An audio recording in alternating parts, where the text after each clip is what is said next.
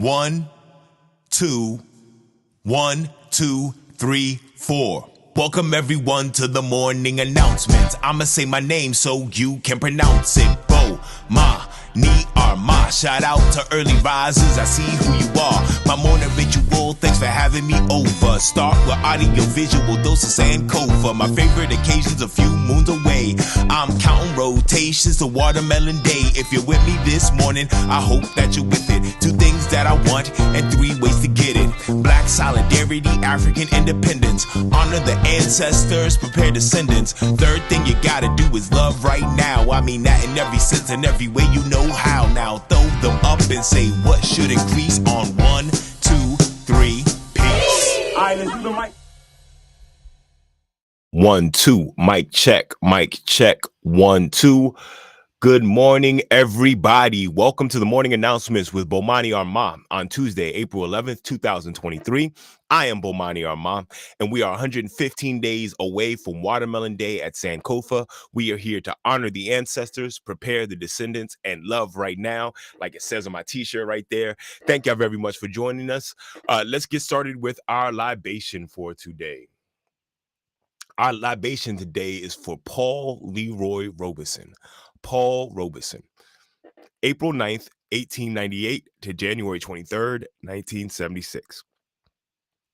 An American-based baritone concert artist, stage and film actor, and professional football player, an activist who became famous both for his cultural accomplishments and for his political stances. In 1915, Robeson won an academic scholarship to Rutgers College. While at Rutgers, he was twice named a consensus All-American in football and was the class valedictorian. He received his LLB from Columbia Law School while playing in the National Football League. After graduation, he became a figure in the Harlem Renaissance with performances in The Emperor Jones and All God's Chillin' Got Wings. Between 1925 and 1961, Robeson recorded and released some 276 songs. Let's read this Paul Robeson quote. "Artists are the gatekeepers of truth. We are civilization's radical voice." Paul Robeson. Let me read that again. Artists are the gatekeepers of truth. We are civilization's radical voice. From Paul Robeson, this quote could have been an observation or marching orders. I take it as both. Younger generations don't fully appreciate the dominating human being that Robeson was. Everything he put his hand on, he seemed to be the best at it. He rose through the ranks of American society and popular culture almost effortlessly. At least it appeared that way. What he was able to accomplish would be a story all to itself, but with Robeson, the story expands to what he was willing to give up in order to represent for his people. No one was blackballed harder in the Red Scare than Robeson. He could have done things to mitigate this, kept his head down, and not made waves politically. He could have looked out for his own pockets and the fate of his individual family. Instead, he was the most radical of voices and forced America to analyze itself. Thank you, Paul Robeson. Let's pour a libation for Paul Robeson. We never forget, so never fear. For homies who ain't here, we pouring out a beer. Because of you, it'll never be the same. We keep saying your name while we pour champagne. For the mothers and the father figures, your flames to flickers, we pouring out some liquor. We're the sons and the daughters of heroes and martyrs. Honor you by pouring out some water. Friends, today's libation is for one Mr. Paul Robeson. Thank y'all very much. Let's keep this moving. Thank y'all for watching me live. You can see me live on Facebook or on YouTube. I got a couple of different YouTube pages. I got a whole bunch of Facebook supporting organizations, including Story Tapestries and Bloom Bars. Thanks for all my friends who watch me on their pages. Those are 2 organizations that have been really crucial in keeping my artwork and my activism afloat. I appreciate all your help. If you don't know, I have started a new series called Eat, Educators and Artists Talk. It is available only on my Patreon page. You can go to my Patreon page at patreon.com, Bomani Armah. If you want to just donate to the show and to the activism and to the art and education that I do, you can cash app to Bomani Armah. You can also send money to PayPal, Zelle, or Venmo. But what I'm doing on Patreon is I'm doing these series of interviews with some of my favorite teaching artists. This week, I interviewed Rashada Pulanjira, who is an amazing visual artist and works with young people as well. She's the artist that comes and works with us on Watermelon Day. The artist that I worked with 2 weeks ago doing this interview was Drew Anderson. He was promoting his play Push the Button. One of my long-term colleagues and collaborators. The person that I interviewed last week was my Baba and your Baba C, Lorenzo Calendar.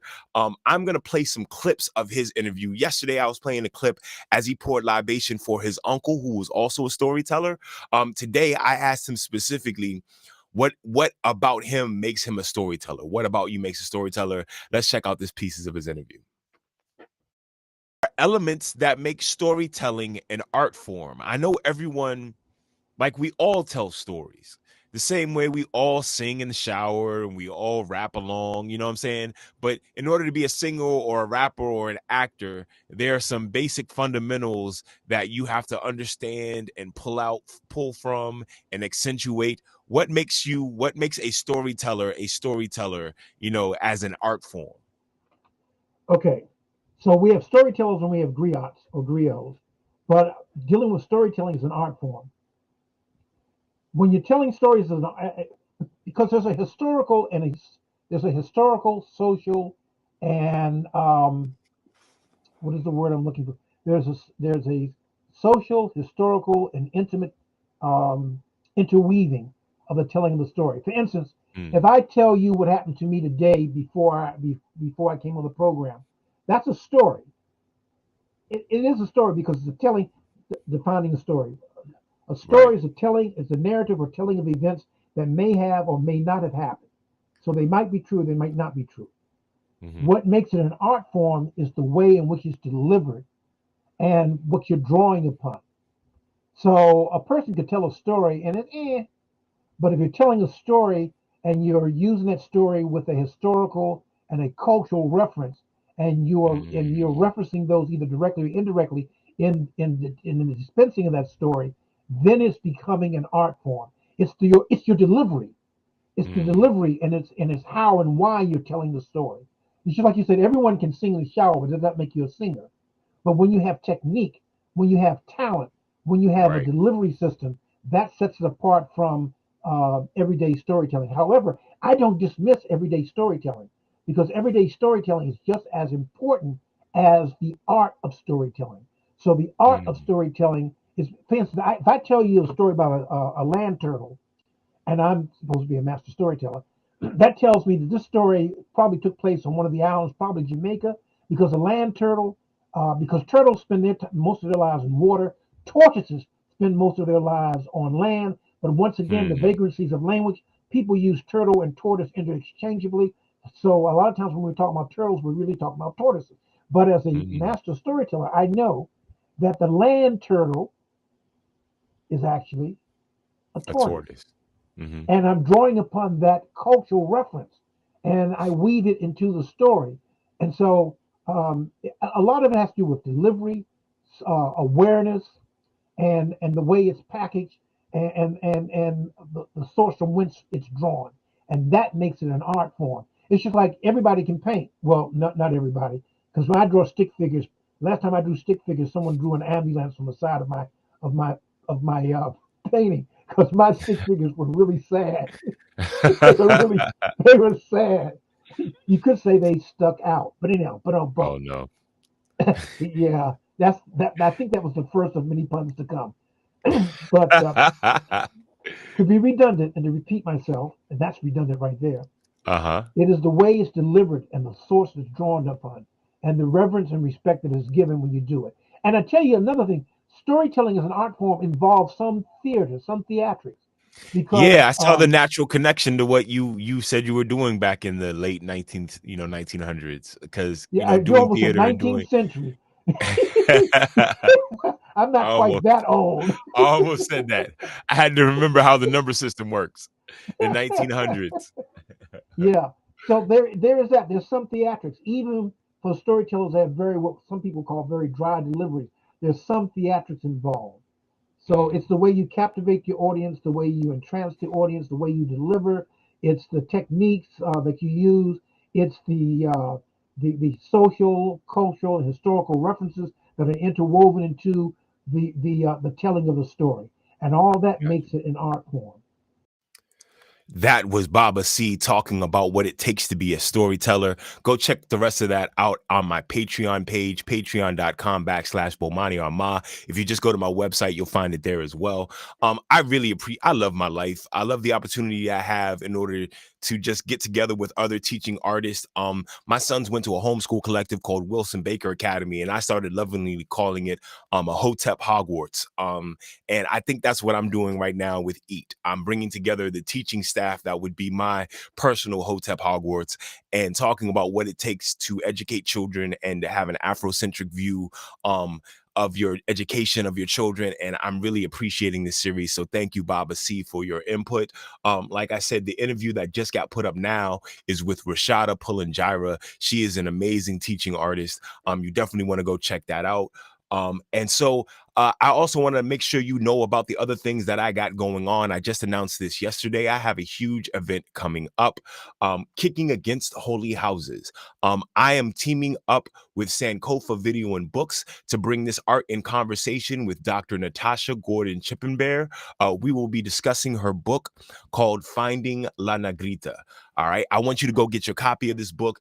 I'm really interested in this topic. I'm really interested in having this conversation and shining more light on this historical conversation and shining light on my favorite bookstore. To give you more details about Finding La Negrita, a historical fiction novel set in 1634 colonial Cartagena, Costa Rica, is a retelling of the Black Madonna narrative, which has driven Costa Rica's national and spiritual identity since the 1700s. It traces an African family story across time and space, from Africa to colonial Costa Rica, as they grapple with love, legacy, secrets, and the lines between freedom and enslavement. All right, now, friends, I think I'm going to end you with this. I got a really cool video clip of a performance of me performing at the Avalon Theater in Talbot County, Maryland. Talbot County is where Frederick Douglass is from. We were literally just miles from where he grew up. And I got a chance to perform for every fifth grader in Talbot County. I introduced myself with a song called My Name Is. Let me show you My Name Is. 2, 3, 4. Good job. Everybody do an old school dance in your chair. Do an old school dance in your chair. 1, 2, 3. My name is Baba Bomani. My flow's a force of nature like a tsunami. My words on paper are 3D like origami. Watch my hip-hop party, stretch your mind and move your body. Baba means father in the language of Yoruba, spoken in countries of Benin, Togo, and Nigeria. Its father is Swahili, used in Congo and Rwanda, Burundi, Mozambique, South Africa, and Somalia, Tanzania, Kenya, and can't forget Uganda. My African heritage is what I'm very fond of. So I put Baba in my title so you know where I stand the moment of my arrival. In the tradition of rappers of the past, like the Grandmaster title for Grandmaster Kaz, MC for MC Light, even Little for Little Wayne, or Young for Young M.A. Baba states in plain, my name is Baba Bomani. 1, 2, 3. My name is Baba Bomani. 1, 2, 3. My name is Baba Bomani. I'm old school in the game like Atari. This is my full-time job, it's not a hobby. To kick it for the kids like Mr. Miyagi doing karate. Now let me tell you something about me. My name comes from the countries of Malawi, Tanzania, Zambia, and even Mozambique. Depends on what indigenous language that they speak. Bomani means warrior to the Ngoni. Yes, it's my real name, I can never be a phony. I changed it 20 years ago. It fits me if you know me. You change my last name in a big ceremony. In the tradition of black figures back in the day, like in Sozaki Shange and Kwame Ture, Chokwe, Lumumba, El-Haj, Malik, El Shabazz. Bomani is what I'm known as. My name is Baba Bomani. 1, 2, 3. My name is Baba Bomani. 1, 2, 3. My name is Baba Bomani. My flow rides on the track like a Maserati. Get my speaker from my daddy, my good looks from my mommy, cause I'm a black star like my man Marcus Garvey. My last name is pronounced Armah. From the West African people called the Ga. From the country of Ghana around the city of Accra. The flag is red, gold, and green with the black star. They took our last names when they brought us across the water. So I went to Africa to see what names it had to offer. Changed my last name after a great Ghanaian author. An African name I can pass on to my daughter. Or I can pass it to my sons. They might change it one day. Can't control who they'll become. But if they ask why I did what I've done, I say I'm building a tradition that resting upon one. My name is Baba Bomani. 1, 2, 3. My name is Baba Bomani. 1, 2, 3. 1, 2, 3. Give it up for yourselves, friends. Great job. Great job. Boom, that was Baba Bomani performing from the Frederick Douglass Writing Club live concert. That song is called My Name Is Baba Bomani. I encourage young people to be able to brag about themselves and their community and where they come from, and I use that as an example. Friends, thank you very much. We only got a little bit time left. Before I do the Black National Anthem to end the program, I want to make sure you know about the Honor the Ancestors, Prepare the Descendants, and Love Right Now merch. Make sure you go to notarapper.com and check it out. I am wearing the t-shirt right now. I love this t-shirt. This is a good conversation starter, especially for people who want to be around people who are interested in uplifting their community. These are 3 things that I try to do every day to uplift my community: honor the ancestors, prepare the descendants, love right now. All right, friends, there's one thing left to do in today's program, and that is to play the Black National Anthem. I'll apologize. I still have not gotten my sustain pedal fixed, but I'm still going to play the song the way it's supposed to. This is the Black National Anthem, Lift Every Voice and Sing by J. Rosamond Johnson and James Weldon Johnson. Here we go.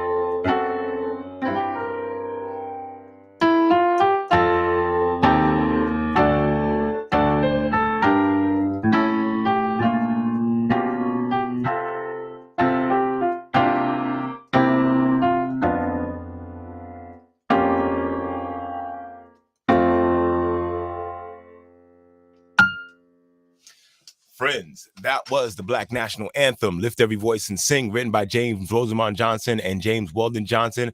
That is my program. Remember, there are 3 things that I want you to do today: honor the ancestors, prepare the descendants, and love right now. At the count of 3, everybody say peace. Throw up the deuces. I'll see y'all soon. 1, 2, 3. Peace.